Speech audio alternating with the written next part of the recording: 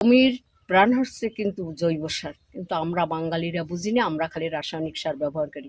আমি এই সার ব্যবহার করে আমার বাড়ির এই পুষ্টি বাগান আমি করছি, আমার কৃষি দেই, আমি সূর্যমুখী, তারপর বাদাম, তারপর হচ্ছে যে ধান, আমি এই প্রত্যেকটা ক্ষেত্রেই আমি এই সার, আমার রাসায়নিক সার কেনা লাগে না। এখন বর্তমানে চলতে আছে 20 টাকা। আমি বাজারজাত করব এবং বাণিজ্যিকভাবে ব্যবসা করবো, এই জন্য আমার 20 জন নিয়ে আমি একটা দল করছি। আমরা এই গোবর দিয়ে আমরা ভার্মি কম্পোস্ট উৎপাদন করিয়া, মানে এইগুলা সংগ্রহ করিয়া আমরা ওই কীটনাশক বা ওই যে রাসায়নিক সার আমরা ব্যবহার করি না।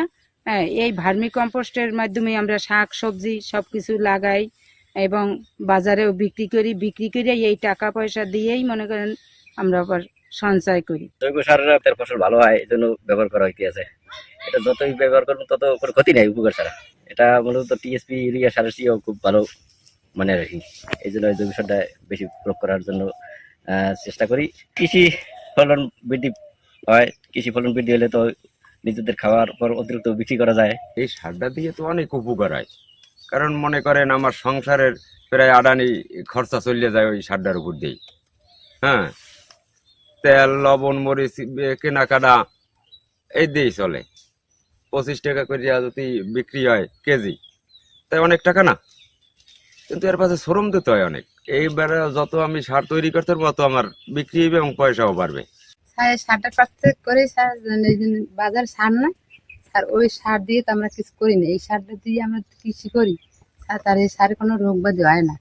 আর বাজার যে সারটা আমরা আনি এটা দিলে রোগ ব্যাধি হয়। সার আমার কোনো ওষুধ কিনে খাওয়া লাগে না। বাজারের যে সার, ওই সারটা আমরা এখন কিনি না, কারণ আমরা সার নিজেরা তৈরি করি, জৈব সার, ওই সার দিয়ে আমরা কৃষি উৎপাদন করি।